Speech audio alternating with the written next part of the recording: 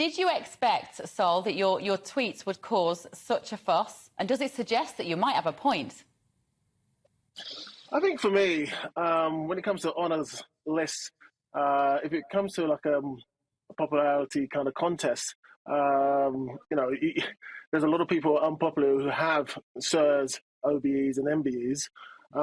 And if you look at what I've done and what I've gone through playing football and the consistency over the course of 2 decades under severe pressure in football, in this football sense, I'm up with some of the sporting greats of our country. I'm a proud, Englishman. I've done a lot for football on and off the field, for racism, and also I'm not even talking about the records I've acquired playing football for my country and domestic, Tottenham and Arsenal. So for me, I'm up with the rest, with all of them. I don't know why I get overlooked on these kind of occasions. I'm not the only sporting great that has been overlooked, but for me, I'm seeing other people kind of get all these gongs and these accolades, and it's special. I think for me, it'd be an honour for me to have a Sir, OBE or MBE for my the sport I've committed to for over 2 decades. Why now, Sol? Why did you choose to make this point now? Have there been many years when you've sort of sat for the phone to ring at New Year and you're thinking, this year's going to be the year, and then it got to 2023 and you're like, oh, not again, right, I don't care anymore, I'm going to make a point? Yeah, for me, when you look at it, like, when I first, when I retired over 10 years ago, just before that, I won the FA Cup with Portsmouth. I mean, I'm really like retired and I'm winning FA Cup. And when you look at how so many other teams have tried to to do that and spend hundreds and hundreds of millions of pounds. I go to Portsmouth and everyone's thinking, well, you finish there and you win the cup. But not only that, off the field stuff. I had a charity, helping out disadvantaged kids from all over the place, all over London, helping them kind of go to sporting events. So if you're looking at what I've done off the field, I've done a hell of a lot for just a black man and a proud British and English man going forward. I've done a hell of a lot for this country. I've been an icon for this country. Abroad, people recognise me for what I've done as a footballer. It'd be nice if I could have something to say, hey, I've been recognised in my own country. Yeah, I can see where you're coming from. You got a lot of stick, Sol. You'd be the first to admit this. There's a lot of people saying, this is very arrogant, or you should wait for somebody else to suggest you. What's your response to that? I think if you have that situation, then I'll be waiting forever.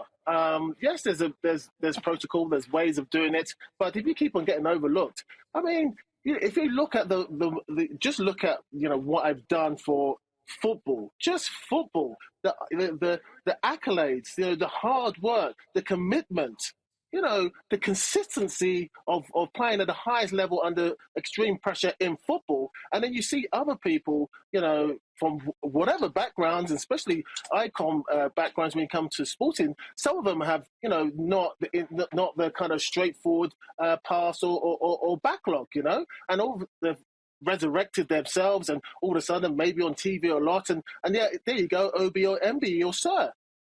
Yes, if you're quiet in the corner, if no one else is talking about it, I'm not the only one. There's other sporting greats who are kind of missing out as well. But I guess I'm just saying for myself. Yeah, I suppose maybe it's a bit more complicated in football. I mean, I was looking at the list from this year, even from the Lionesses, so the women that won the Euro 22. Do you think all of the squad should have got gongs because only 4 of them did? I don't know how you can differentiate, really. I guess the goal scorers or whatever, but that was such an amazing achievement to be the first at anything. Surely the whole squad needed rewarding. Yeah, I'm sure, yeah. And why not? Because you don't know when it's going to come around again. And I think sometimes people overlook the quality of football. The ladies done an amazing job in the summer. So, some people just overlook and just look at the certain players who've scored the goals or all get their, get them kind of inches in the magazines or the papers or the internet. But, they all deserve it. They all deserve it. Why so for me, I'm just saying... Sol, let me just ask you this. So why do you think you were overlooked or have been overlooked? No, I get it. Sometimes football, maybe 20 years ago, there was I can understand maybe when you go into, say, athletics, it's kind of singular sports and everyone can see you. And I get, and so some of the guys have done amazingly and they've got, accolades and it's great. But maybe as a football, as like you look as a team, people certainly kind of just pick out one or two players and those are the guys, or the England team, those are the guys who deserve it in their eyes. But when you look at the amount of games I've played, over 500 games, played two decades in the Premiership, I was part of the Arsenal team that beat a record that stood for over 100 years.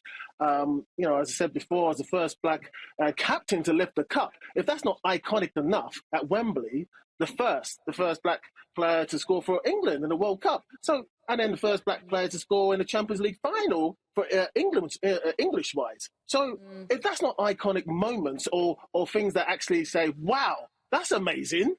That's not happened before. It's not that I'm not the second or the third. I'm the first person. So, yes, I do deserve something. Sol, do you think race has played a part in it? Can I ask you that question? Because we're in a very different place now than we were maybe 20 years ago, when you were at the top of your game and you were a household name, you couldn't walk down the street. Do you think there was a bit of discrimination maybe at that point that there just wouldn't be today? I think it's opened up a lot, it's hell of a lot now, for sure. I think for me, back in the days when I was maybe moved from Tottenham to Arsenal, there was too much noise going on. I had to deal with a lot of stuff there. I had to be under pressure. I had homophobic stuff come in as well. I had racial kind of slurs to me as well. So I think it all got lost. All got lost in the noise, and everyone forgot how many records I broke at the time. I still have a record of 56 games in the Premiership, not losing, not home and away. I did that 20 years ago. That's not like, it's Mickey Mouse kind of thing. That's consistency of another level.